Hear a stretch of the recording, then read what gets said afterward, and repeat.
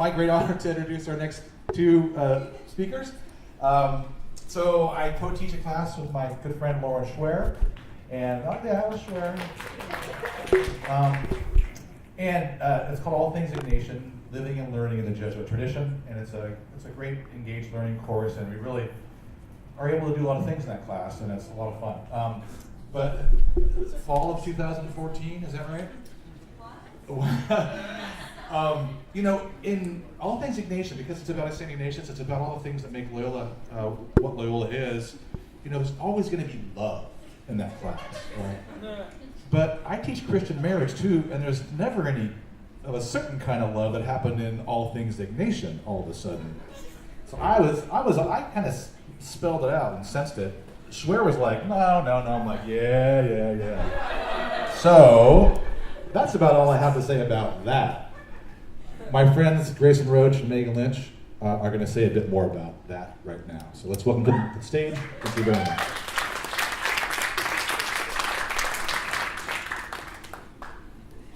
And we've decided to sit, right? Yeah. I'm gonna sit down. Is this on? You guys hear me? I don't. Yeah. It feels like you're my progeny, and I am like you're really all. creepy. This is not That's how we how I want to feel. start. That's how I feel. All right. On a better note. Hi. So as Dr. Murphy said. Let me tell you of my childhood. Okay. I'm Megan. This is Grayson, and we're here to talk to you about requited love is our subject today. So. And I'm here to annoy her as much as possible. He's great. It's fine. So, my mom told me a story when we were home last week, and she's here, by the way. That's my mom, everyone.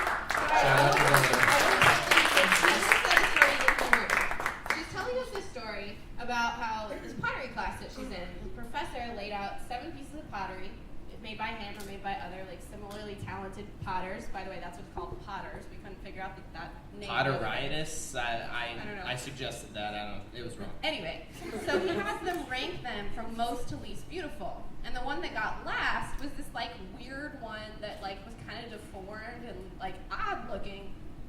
But once they heard the story behind it, which was that it kind of got knocked over in the kiln and some cool things happened to it, people started to actually like it more. Stories deepen beauty and illuminate it. At least that's the catchphrase I came up for this. Sorry. Stories make us who we are, and without them, we're just sacks of meat, essentially. Stories. We are. If you just see a person and you don't know their story, and then you hear their story, they become a person and an identity. And so we kind of wanted to bring that to our relationship. We didn't want to stand up here and say, I love Megan because I'm never lonely. So great. It's so fun. And I can't do all the things I want to do because she tells me I have to clean my room. These are stories, real actual stories about our relationship, and hopefully you see the beauty in that. And according to a little green philosopher, luminous beings are we. Not this crude matter. He's trying to be Yoda. I didn't do the imitation because it's really bad. And so we're going to each share 3 stories about our relationship today, but the catch is that I don't know what Grayson's going to share, and he doesn't know what I'm going to share. So we're going to see how this goes. Yes. So I'm going to go first. So as Dr. Murphy said, we met in a class called All Things Ignatian 2.5 years ago, which is crazy. And a few weeks after we started dating, we had this class assignment, and we were supposed to pair off, and we each picked one of the 8 Salvadoran martyrs to research and talk about. Good story. Thank you. And Grayson and I chose Selena Ramos, who was a teenage girl who was murdered basically for being in the wrong place at the wrong time. And as we were kind of going through this, it was really heartbreaking to read about this girl who was so vibrant and so full of life that just got ripped away from her.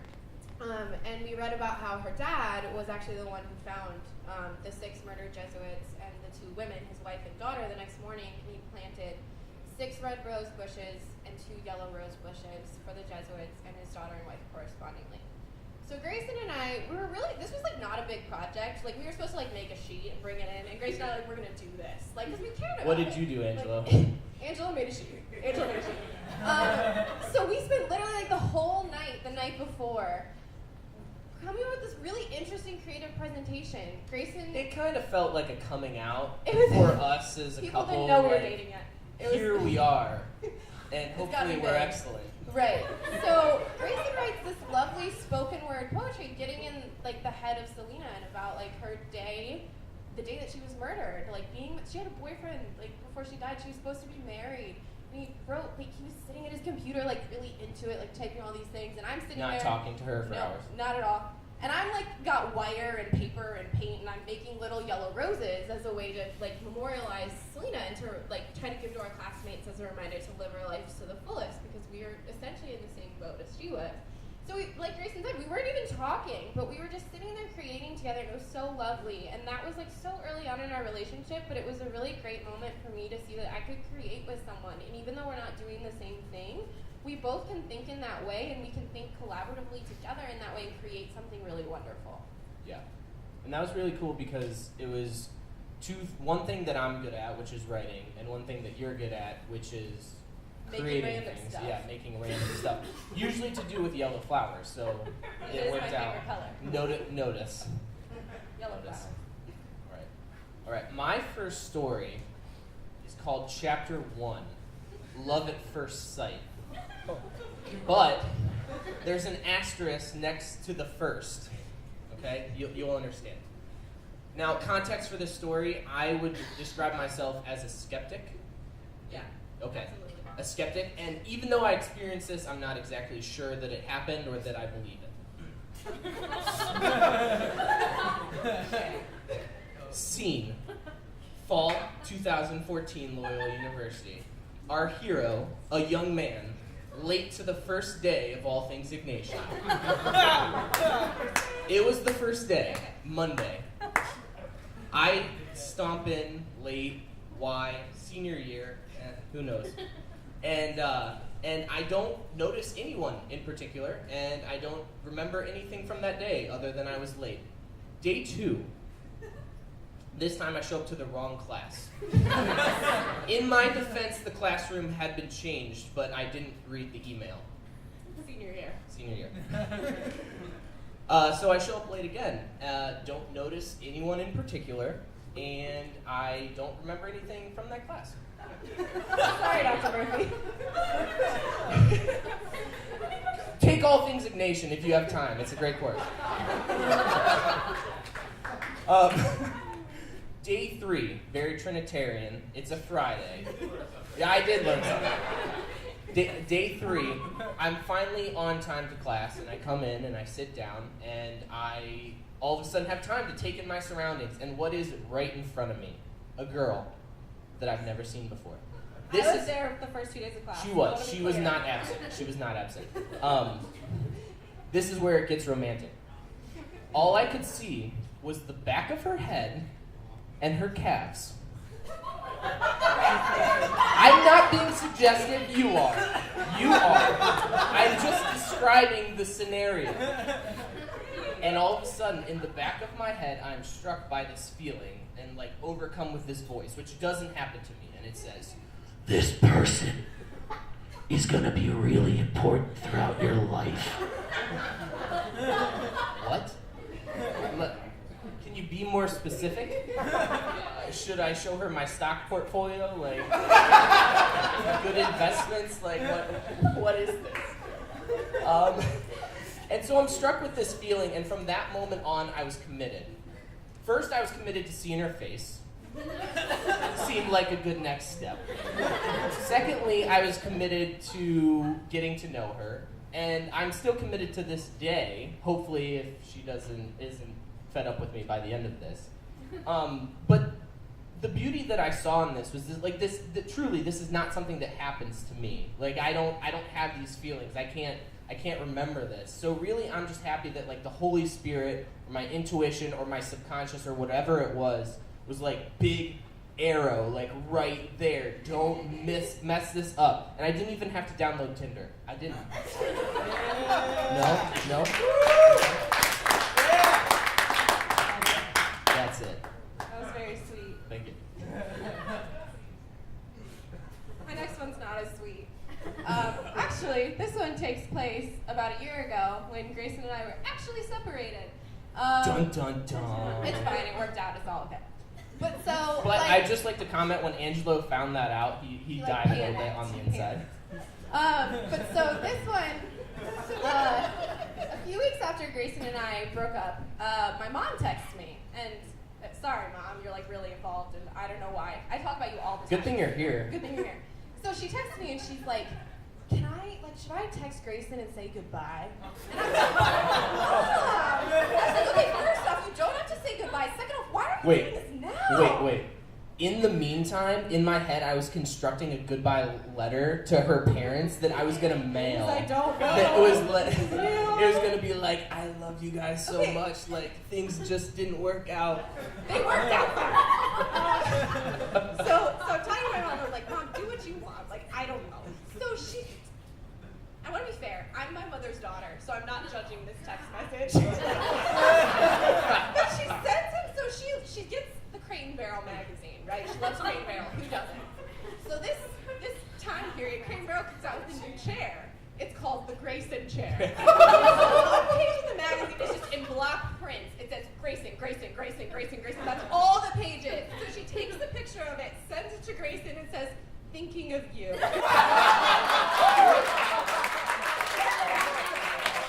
The conversation quickly went to Game of Thrones and our theories about Game of Thrones. So you may think this is like an odd story to share, but the point is that my mom felt comfortable enough with Grayson to send him that kind of creepy text message. I was excited. Grayson was I didn't have to send the letter anymore. But also it shows that like our relationship isn't an island. It's a communal relationship. Like it's our friends now, and like I talk to his mom. He's in my family group text message. Like it's just it's so much bigger than just us, and I think that that's really special. That was. You said it wasn't going to be fun, and I was worried. It's fun. Okay. Chapter 2. Requiem for a Fish. Yes. Okay. So right around the time that I showed up in Megan's life, Megan and her roommate Jacqueline. It was actually Jacqueline got Megan a fish for her birthday. The most perfect fish of all time. Yes. And Megan was in love with this fish. Like, seriously in love with it. Like, I don't have words in any human language to describe how much she loved this fish. To demonstrate, she moved from her dorm to her apartment. And It was an upgrade. It was an upgrade. You're literally using the language that I wrote out. It was an upgrade.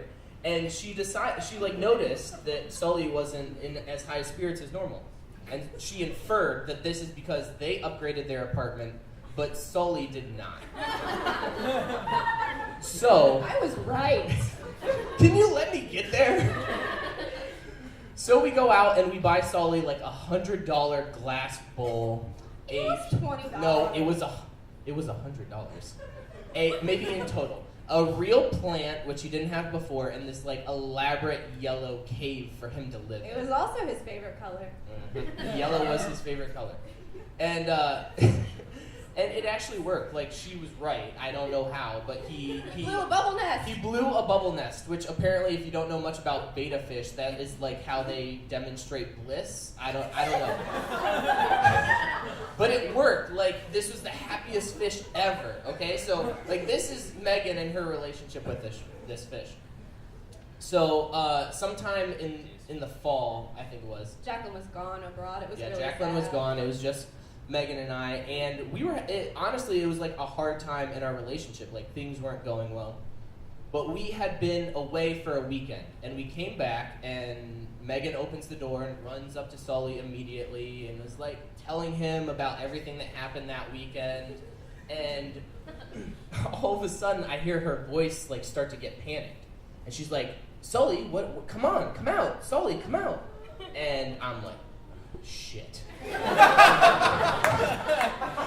Like, things are already hard. Her parents are abroad, like literally in Europe, hard to contact them. Jacqueline's gone. This is a rough patch in a relationship, and now we have a death on our hands. And so slowly, like, she comes to the realization, and like what I feared is true, and Sully was dead. Very, very sad. To further demonstrate how much she loved this fish, she knit him a shroud.